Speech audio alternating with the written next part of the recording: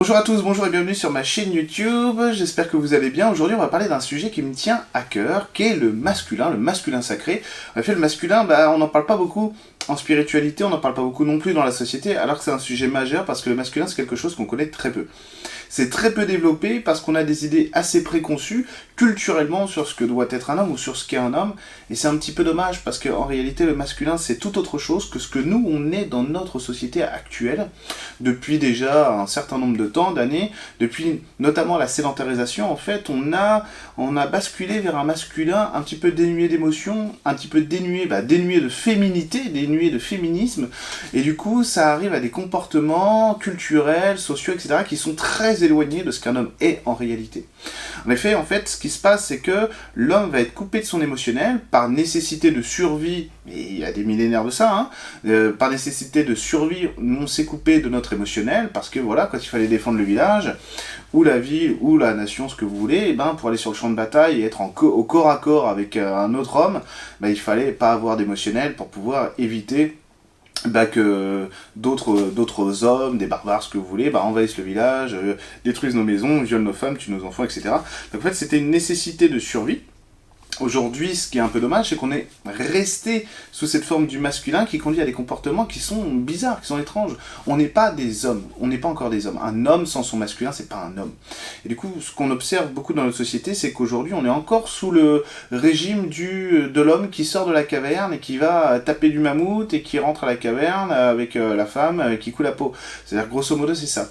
Et le problème, c'est que le modèle masculin qu'on a là, il est complètement défaillant parce que forcément, il va nous couper de ce qu'on est réellement, c'est-à-dire de notre puissance intérieure, notre lumière intérieure, qui est notre féminin, ce féminin qui va nous permettre d'avoir une certaine sensibilité à ce qu'on vit, à ce qu'on existe. Le féminin, ce n'est pas que de la sensibilité, c'est aussi énormément de force et de puissance, c'est tout ce qui va pouvoir ancrer, notamment le masculin, l'homme, et la femme aussi, parce qu'elle a aussi une polarité masculine, évidemment, dans son rayonnement extérieur. Le féminin va nous pousser à notre rayonnement intérieur, donc va nous donner cette puissance, va nous donner cette force d'être vraiment qui on est. Alors quand on est sur un chemin spirituel, quand on est à la recherche de soi, et qu'on veut s'accomplir dans la vie, rencontrer cette flamme divine en nous, pour l'intégrer pleinement, on ne peut pas passer à côté de ça, on a besoin de ce féminin, et le féminin, il va se positionner comme justement, chez l'homme en tout cas, comme justement quelque chose de très intérieur, avec une vision de soi et du monde qui est personnelle, qui est individualisée. On va se rendre compte que la force, la puissance, c'est pas forcément le rapport physique, mais c'est autre chose. Ça peut être des goûts, des couleurs qu'on a, une manière de réagir à telle ou telle épreuve, à telle ou telle expérience dans la vie. On peut rajouter de la tendresse, évidemment, on peut rajouter de l'affection. Moi je sais que j'ai un profond côté très bisounours à l'intérieur de mon féminin. Ça veut pas dire que toutes mes émotions sont basées sur ce côté bisounours, mais effectivement j'ai beaucoup de bisounours en moi, beaucoup de douceur, beaucoup de tendresse, etc. Et c'est des choses qui, à l'adolescence par exemple, nous portent préjudice à nous les hommes parce qu'on n'a pas le droit d'être comme ça, c'est culturel. Donc si on commence à sortir, dès qu'on est adolescent, de la tendresse et de la douceur, on est tout de suite pris à défaut parce que notre culture sociétale fait que l'adolescence, pour nous les hommes, c'est le moment de la concurrence. Les femmes, elles vont être dans la rivalité, ce qui est beaucoup plus dur. Être une femme, c'est très dur. Aujourd'hui aussi, c'est peut-être même encore plus dur maintenant que ça l'était il y a 20 ans. C'est paradoxal, mais voilà, c'est comme ça.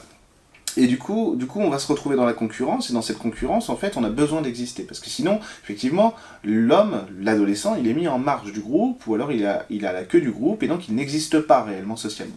Donc on va avoir besoin de s'imposer à nous-mêmes des fois des choses qu'on n'aime pas, des choses qu'on ne veut pas, pour pouvoir exister et faire partie de ce groupe, pour accepter tant bien que mal cette concurrence. Cette concurrence qui, moi, ne m'a pas du tout plu quand j'étais adolescent. J'ai essayé de la dépasser avec une petite astuce. Ça veut dire que j'ai fait quelque chose, je me suis mis dans quelque chose que personne ne faisait. C'est-à-dire qu'on ne pouvait pas venir me chercher, et moi je pouvais pas, j'étais forcément le meilleur dans mon domaine, j'étais le seul à le faire. Enfin un des seuls en tout cas dans mon village, c'est que là j'étais le seul. J'étais guitariste, j'étais plus intéressé par le côté artiste, etc. Et du coup ça rentrait pas en ligne de compte avec les mobylettes, les bagarreurs, etc. ou les fumeurs de joints, ce que je n'étais pas. Ce qui est rigolo, c'est qu'il y a beaucoup de gens qui ont cru que je passais beaucoup de temps à fumer des joints quand j'étais adolescent. Je ne fumais pas du tout, et je fume toujours pas. C'était rigolo ça. Comme quoi, des fois, on colle les étiquettes sur les gens, il vaut mieux les connaître en profondeur plutôt que de parler d'eux sans les connaître vraiment. Mais bon. Ça c'est autre chose. Mais notamment, ça faisait partie de cette concurrence. Voilà, il fallait quand même que j'ai certains aspects qui ressemblent aux autres pour pas être totalement sorti du groupe, et parce qu'on ne peut pas vivre seul, surtout pas à l'adolescence où on a besoin du rapport à l'autre. Alors évidemment, j'ai dû adopter certains comportements, certains traits de caractère fictifs, mais bon, voilà, pas le choix, parce qu'il fallait bien exister à l'intérieur de ce groupe d'adolescents. Alors que le masculin, c'est pas ça. Le masculin, c'est vraiment la permission, l'autorisation, la liberté qu'on va se donner d'exprimer tout ce qu'on est. C'est cette puissance que le féminin va nous donner, à nous l'homme, et vous, les femmes, le masculin va vous donner aussi. C'est cette puissance que ça va nous donner de nous révéler à travers qui on est réellement, avec notre manière de percevoir le monde, etc., notre manière d'être sensible à notre existence, à notre identité, et du coup, aux gens avec nous, à l'extérieur avec nous. Le masculin, après, pour les femmes notamment, il va pouvoir donner une qualité d'expression de soi vers l'extérieur, une capacité à pouvoir extérioriser ce qu'on est. Le masculin c'est le soleil, la lune c'est le féminin c'est la lune, lumière extérieure, lumière intérieure, à pouvoir se donner vraiment corps et âme à ce qu'on a envie d'exister dans notre monde pour nous-mêmes.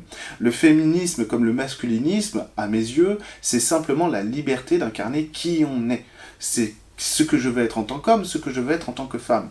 Et le problème, c'est que notre vision culturelle du masculin, culturellement, ça va donner des comportements déviants, que ce soit sur la sexualité, le couple et la sociabilité, alors que c'est pas du tout le souhait. Moi, je me rappelle très bien de mon expérience personnelle, j'en ai beaucoup parlé avec Emeline pendant longtemps, c'est que alors moi, j'avais pas de rapport au père, donc j'avais pas d'exemple de masculin, j'avais que des exemples féminins qui étaient pas les bons.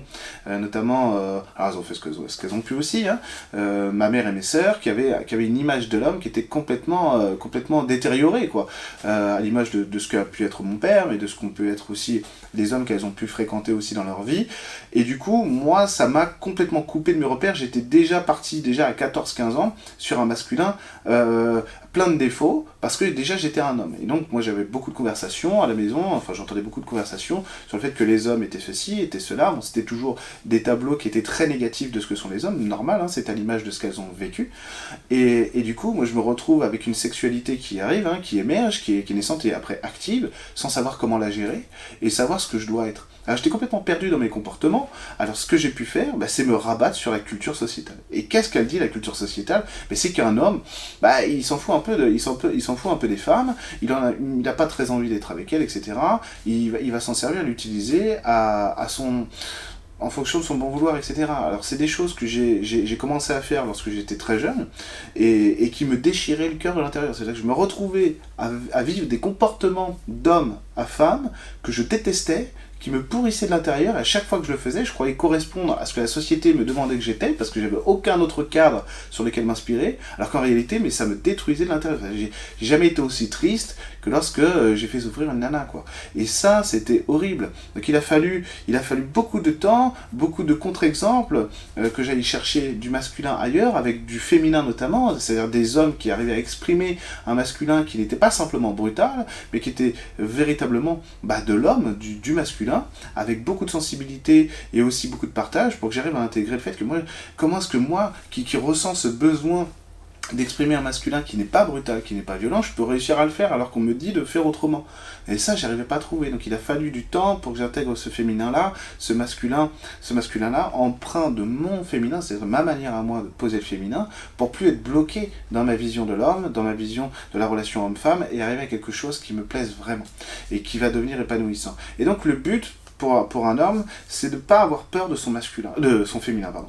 Parce que le féminin, on va vraiment en avoir peur, parce que c'est contraire à ce que la société nous enseigne, à ce que le cadre social nous enseigne. En réalité, il faut comprendre quelque chose, c'est qu'on a besoin des deux polarités, qu'on soit un homme ou une femme, de toute façon, on va avoir besoin d'exister en fonction de toutes nos parties. Et là, ce qu'il faut que vous fassiez toujours, c'est accepter de n'écouter que vous, dans votre manière de vous construire, dans vos polarités féminines si vous êtes un homme, dans votre polarité masculine si vous êtes une femme, pour pas oublier aucune des parties de soi. Vous savez, ce dont je me suis rendu compte il y a peu, c'est que on ne se connaît pas du tout. On se connaît vraiment peu.